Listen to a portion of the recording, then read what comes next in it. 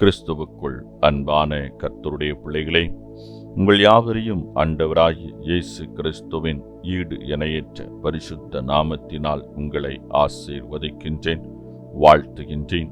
கர்த்தர் தாமே இந்த நாளில் நீங்கள் எதிர்பார்க்கிற நன்மைகள் யாவையும் பரத்திலிருந்து உங்களுக்கு அருளிச் செய்து நீங்கள் இம்மையில் சுகித்திருக்கவும் மறுமையில் நிலைவாழ்வை சுதந்திரித்துக் கொள்ள அனுக்கிரகம் செய்வாராக.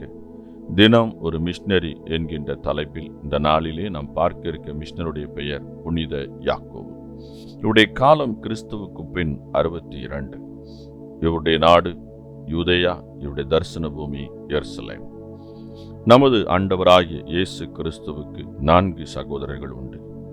யாக்கோபு, யோசே, சீமோன், யூதா என்பவர்களே அவர்கள். இதில் யாக்கோபு என்பவர் மூத்தவர். இயேசுவின் சகோதரர்கள் அவரோடு தொடர்பு வைத்திருந்தாலும் அவரை பின்பற்றவில்லை. அவர் தேவகுமாரன் என்பதை விசுவாசிக்கவில்லை. ஆனால் இயேசு கிறிஸ்துவின் உயிர்த்தெழுதலை கண்ட அவர்கள் மனம் திரும்பி இயேசுவே மெய்யான இரட்சகர் என்றும் மேசியா என்றும் உறுதிபட நம்பினர். பவுல் அப்போஸ்தலனுக்கு இயேசுவின் தரிசனம் கிடைத்தது போல யாக்கோபுக்கும் தரிசனம் கிடைத்தது. இவர் எருசலேம் சபையோடு தன்னை ஐக்கியப்படுத்தினார். யூதர்கள் மெய்யான மேசியாவை அறிந்து கொள்ள வேண்டும் என்ற அளவற்ற வாஞ்சை கொண்டிருந்தார். அவர்களது மன்னிப்புக்காகவும் இரட்சிப்புக்காகவும் தொடர்ந்து ஆண்டவரிடம் மன்றாடினார். முழங்கால் படியிற்றே அதிக நேரத்தை கழித்தபடியால் இவரது முழங்கால்கள் ஒட்டகத்தின் முழங்கால்களைப் போல கடினமானதாக காணப்பட்டது. யாக்கோபு கிறிஸ்தவர்களின் தலைமை சபையாகிய எருசலேம் சபையின் பேராயராக விளங்கினார் என்று வரலாற்று ஆசிரியர் யூசிபஸ் கூறுகிறார். சபையில் பிரச்சனைகள் ஏற்பட்ட போது அதை சுமூகமாக தீர்ப்பவராக காணப்பட்டார். மேலும் மக்கள் கிறிஸ்துவுக்குள் வாழவும் யாக்கோபு என்ற நிருபத்தை எழுதினார். யூதர்களிடையே இவர் செல்வாக்கு பெற்றிருந்தது யூத மத தலைவர்களுக்கு பிடிக்கவில்லை. எனவே அவரை கொலை செய்ய சரியான தருணத்திற்காக காத்திருந்தார்கள். ரோம ஆளுநர் மரித்து போன தருணத்தில் இவர் பிடிக்கப்பட்டு தேவாலய உபகரியினின்று கீழே தள்ளப்பட்டார். தன் ஜீவனை விட்டு கிறிஸ்துவில் சாட்சியானார். பிரியமானவர்களே, உங்கள் விசுவாசத்தை அனுதினமும் புதுப்பித்துக் கொள்கிறீர்களா? யாக்கோபு விதமாக சொல்கிறார், கர்த்தருக்கு முன்பாக தாழ்மைப்படுங்கள், அப்பொழுது அவர் உங்களை உயர்த்துவார்.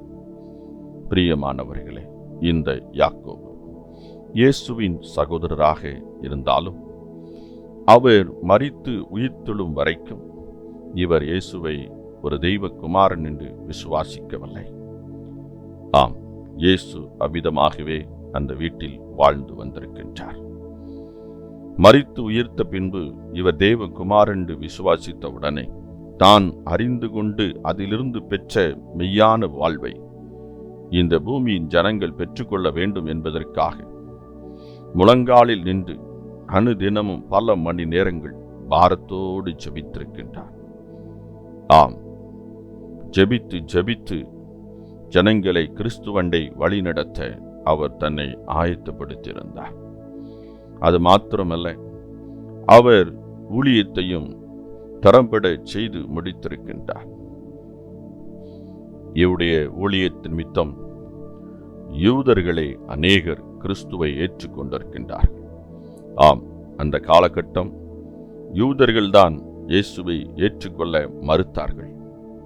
அந்த காலகட்டத்திலேயே அவர்களுடைய பல எதிர்ப்புகளின் மத்தியிலே அவர்களையே கிறிஸ்துவண்டையில் வழி நடத்தியிருக்கிறார் என்றால் அது இவருடைய முழங்கால் ஜெபம்தான். நாம் முழங்காலில் நின்று ஜெபித்து செய்கின்ற ஒவ்வொரு காரியமும் முழுமையாக வெற்றியை அடைகின்றது. அது எவ்வளவு பெரிய தடையாக எதிர்ப்பாக இருந்தாலும் அது மிக லகுவாக சுலபமாக மாற கர்த்தர் வழிவகை செய்கின்றார். அதுதான் ஜெபம். நாம் அநேக நேரங்களிலே ஜெபத்தை விட்டு விடுகிறோம். சரீர முயற்சியில் காரியத்தை சாதித்து விடலாம் என்று பிரயாசப்படுகிறோம். கிறிஸ்துவின் அன்பு உலகுக்கு செல்ல வேண்டும் என்றால் நாம் ஜெபத்தில் முதலாவது தரித்திருக்க வேண்டும். யாரை கிறிஸ்துவண்டை வழிநடத்த வேண்டும் என்று விரும்புகிறோமோ அவர்களை ஜெபத்தில் நினைத்து நாம் ஜெபித்து அவர்களுக்கு முன்பாக சென்று சுவிசேஷத்தை அறிவிக்கின்ற பொழுது அவர்கள் லகுவாக இயேசுவை ஏற்றுக்கொள்கிறார்கள். இதுதான் உண்மை. இதைதான் யாக்கோபு செய்து முடித்திருக்கின்றார். ஆகவே நாமும் ஆத்தும அறுவடை பணிக்காக ஊக்கமாக செபிப்போம். அழிந்து கொண்டிருக்கிற ஆத்துமாக்களை நினைத்து கண்ணீரோடு கர்த்தருடைய பாதத்திலே காத்திருப்போம். நிச்சயமாகவே அவர்களை கிறிஸ்து தம்மண்டை இழுத்துக் கொள்வார். அவர்களுக்கும் இரட்சிப்பின் வஸ்திரத்தை தரிப்பிப்பார். கர்த்தர் தாமே உங்களை ஆசீர்வதிப்பாராக. இந்த நாளின் தியானத்துக்குரிய வேத பகுதி லேவியராகமம் 4ஆம் அதிகாரம், சங்கீதம் 105, 1 கொரிந்தியர் 13ஆம் அதிகாரம். இந்த வேத பகுதிகளை வாசித்து கர்த்தருடைய ஆசீர்வாதத்தை பெற்றுக் கொள்ளுங்கள். கர்த்தர் தாமே உங்களை ஆசீர்வதிப்பாராக. ஆமென்.